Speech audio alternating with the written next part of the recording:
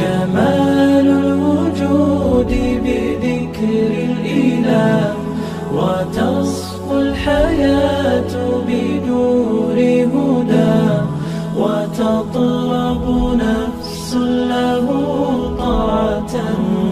ويبلغ سعد إلى منتهى.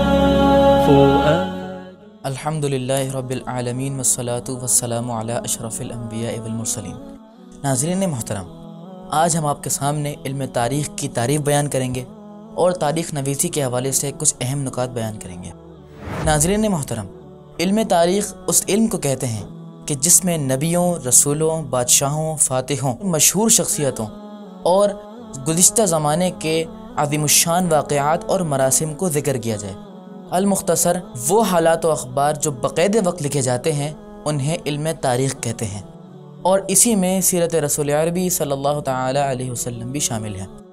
ناظرین محترم، تاریخ نویسی جس وقت یورپین ممالک پر مکمل تاریخی چھائی ہوئی تھی تو اس وقت مسلمان نہ صرف اپنے علوم اور فنون پر مہارت تامہ حاصل کر رہے تھے بلکہ اپنی نت نئی ایجادات کے ذریعے پوری دنیا پر اپنی دھاک بٹھانے میں مصروف تھے، اور انہی علوم اور فنون میں سے ایک علم تاریخ بھی ہے. جیسا کہ المسعودی جو کہ 4 صدی ہجری کا ایک مورخ ہے، اس نے اپنی کتاب المروج الذہب کے دیباچے میں اپنے سے قبل گزر جانے والے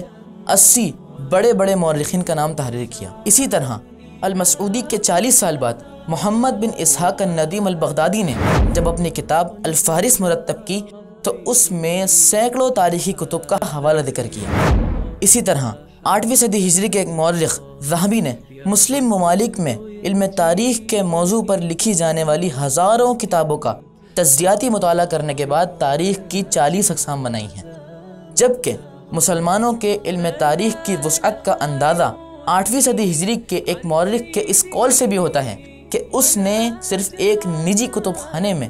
علم تاریخ کے موضوع پر 1000 سے زائد کتب دیکھی تھی. تو ناظرین محترم، ان امثلہ سے آپ بخوبی اندازہ لگا سکتے ہیں کہ مسلمانوں نے علم تاریخ میں کس قدر مہارت حاصل کی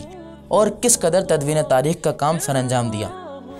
ناظرین محترم، اسلام دین حق اور دین فطرت ہے، اور جس خطۂ ارض پر اس کا ظہور ہوا وہاں کے باشندے یعنی عرب بھی حقیقت اور واقعیت کو پسند کرنے والے تھے. یہی وجہ ہے کہ ان کے اشعار میں تخیلاتی باتوں کے بجائے اکثر حالات اور واقعات ہی بیان ہوتے ہیں، اور ان کی شاعری اپنے مجاہدوں کے کارناموں سے اپنا رشتہ استوار رکھتی ہے. اور ایمان لانے کے بعد بھی ان کا یہ شوق برقرار رہا، اور اس نے حضور صلی اللہ تعالی علیہ وسلم کی سیرت طیبہ اور صحابہ کرام رضوان اللہ تعالی علیہ مجمعین کے کارناموں کا ریکارڈ رکھنے کی صورت اختیار کر لی. ناظرین محترم، تدوین تاریخ کی ترغیب خود حضور صلی اللہ تعالی علیہ وسلم کی تعلیمات اور قرآن مجید سے بھی ملتی ہے.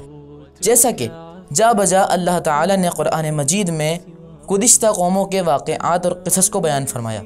کہ کس طرح ان قوموں نے وہ اعمال اختیار کیے جن کی وجہ سے انہیں برباد کر دیا گیا، یا ان کی کامیابی کے پیچھے کیا راز تھا. اسے اللہ تعالی نے قرآن مجید میں جا بجا ارشاد فرمایا ہے، اور اس سے تاریخ کی اہمیت بھی واضح ہوتی ہے، اور اس سے یہ بھی واضح ہوتا ہے کہ ہمیں اپنی تاریخ کو یاد رکھنا چاہیے اور اس سے سبق حاصل کرنا چاہیے.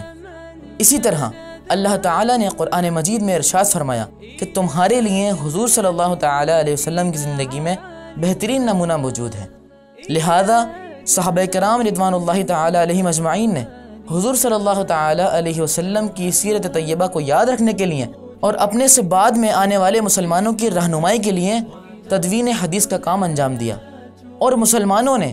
اس میں جس امانت، دیانت، استقلال اور عزم ہمت کا مظاہرہ فرمایا ہے، کوئی دوسری قوم اس کی مثال پیش کرنے سے قاصر ہے. اور پھر انہی احادیث اور واقعات کو جمع کر کے باقاعدہ سیرت النبی صلی اللہ تعالی علیہ وسلم کو مدون کیا گیا. مثال کے طور پہ سیرت النبی صلی اللہ تعالی علیہ وسلم کے موضوع پر لکھی جانے والی سب سے پہلی کتاب مغازی عروہ بن زبیر ہے، جو کہ سن 84 ہجری میں لکھی گئی.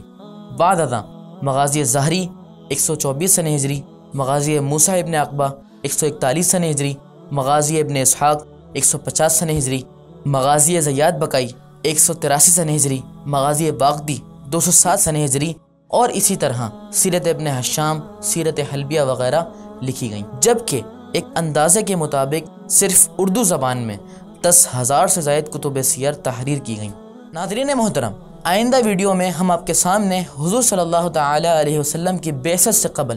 عرب کے حالات اور واقعات بیان کریں گے کہ کس طرح عرب کے باشندے ذلت اور پستی کا شکار تھے۔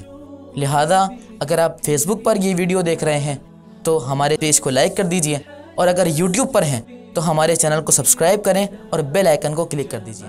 جمال الوجود بذكر الإله وتصفو الحياة بنور هدى وتطلع